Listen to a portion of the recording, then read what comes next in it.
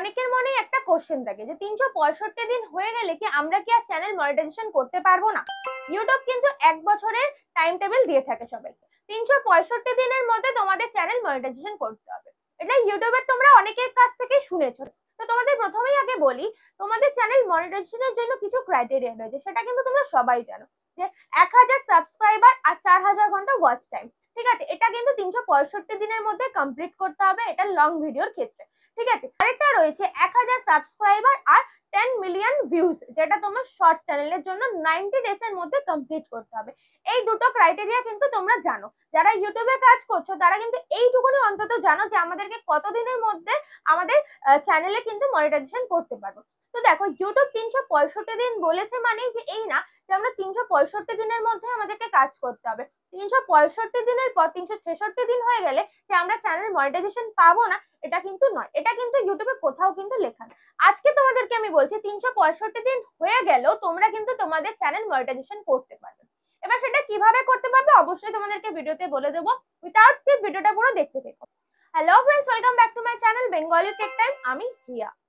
তো তোমাদের যেটা বলছিলাম, 365 দিন হয়ে গেলেও আমরা কিন্তু আমাদের চ্যানেল মনিটাইজেশন করতে পারবো।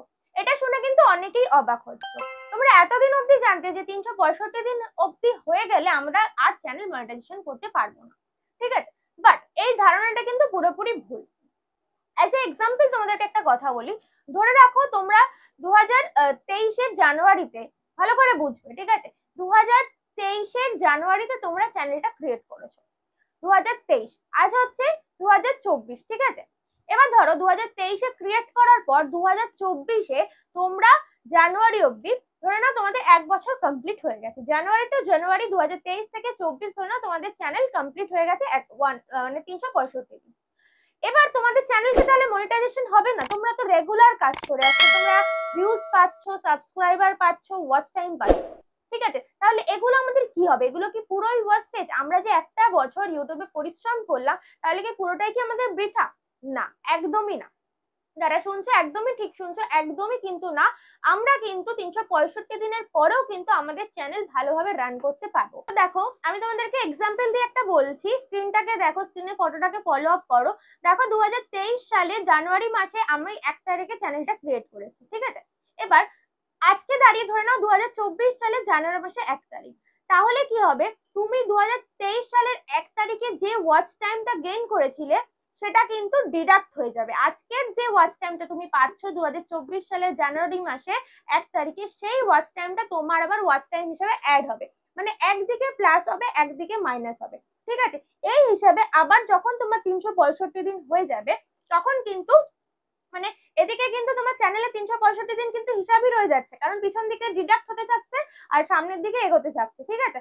সেই হিসেবে কিন্তু তোমার চ্যানেলটা রান করবে, ঠিক আছে। ইভেন এইভাবেই কিন্তু খুব তাড়াতাড়ি তোমার চ্যানেলে এবার ওয়াচ টাইমও কমপ্লিট হয়ে যাবে। তোমরা ভাববে যে আমার তো 365 দিন হয়েই গেল।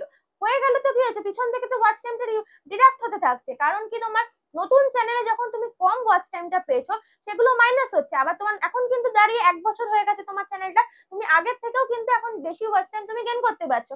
তাই জন্য কিন্তু তোমার ওয়াচ টাইমটা একটু হলেও কিন্তু আগের থেকে একটু হলেও কিন্তু বেশি হবে। তাহলে ওয়াচ টাইমটা সেটা প্লাস হচ্ছে, আরো বরং তাড়াতাড়ি তোমার ওয়াচ টাইম গেইন হয়ে যাবে, ঠিক আছে। তবেই কিন্তু তোমরা 365 দিন প্লাস চ্যানেলটা কিন্তু তোমরা মনিটাইজেশন করতে পারবে, কোনো অসুবিধা হবে না চ্যানেলের ক্ষেত্রে, ঠিক আছে। বাট আমি তাও তোমাদেরকে বলবো, চেষ্টা করো 1 বছরের ভেতরেই কিন্তু তোমাদের চ্যানেলটা মনিটাইজেশন করা।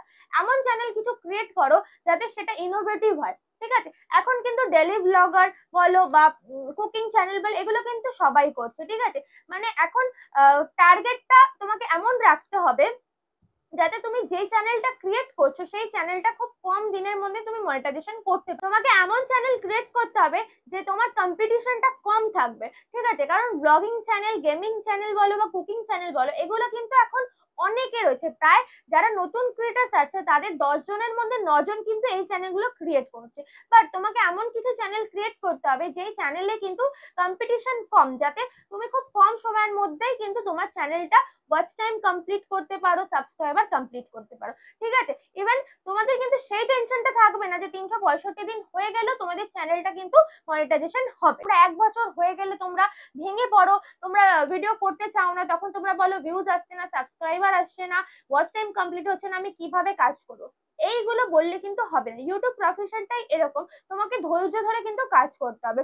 একদিকে তো মাইনাস হচ্ছে, আরেকদিকে তো প্লাস হচ্ছে, তোমাকে তো এটা বুঝতে হবে। ইভেন তোমার হয়তো যখন তুমি নতুন চ্যানেলটা ক্রিয়েট করেছিলে তখন ওয়াচ টাইম কিন্তু খুবই কম পেতে। ইভেন যারা নতুন ক্রিয়েটার্স রয়েছে তারা কিন্তু দেখলেই বুঝতে পারবে প্রথম দিকে কিন্তু খুব কম ওয়াচ টাইম দিয়ে থাকে, বাট তারপর আস্তে আস্তে চ্যানেলটা যখন সাবস্ক্রাইবার বাড়ে, ভিউজ বাড়ে, তখন কিন্তু ওয়াচ টাইমটা কিছুটা হলেও বাড়তে শুরু করে। তো সেই অনুযায়ী পিছনে ওয়াচ টাইম আমার ডিডাক্ট হলেও কোনো চিন্তা নেই, তো আমার তো নতুন ওয়াচ টাইমটা কাউন্ট হচ্ছে, তো সেই ওয়াচ টাইমই কিন্তু আমার চ্যানেলটা মনিটাইজেশন করে দেবে।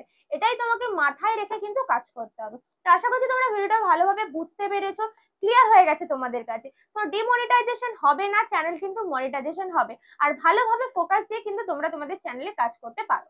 তো ভিডিওটা ভালো লেগে থাকলে অবশ্যই একটা লাইক করে দিও, আর ভিডিওটা কমেন্ট করে কিন্তু অবশ্যই আমাকে জানিও। আর যারা চ্যানেলটা এখনো সাবস্ক্রাইব করোনি, প্লিজ চ্যানেলটা সাবস্ক্রাইব করে দিয়ে পাশে থাকা বেল নোটিফিকেশনটা ক্লিক করে দিও, তাহলে আমাদের নোটিফিকেশনগুলো কিন্তু তোমাদের কাছে সবার আগে পৌঁছে যাবে। তো দেখা হচ্ছে নেক্সট কোনো ধামাকেদার কন্টেন্ট নিয়ে, ততক্ষণ যেন ভালো থেকো, সুস্থ থেকো।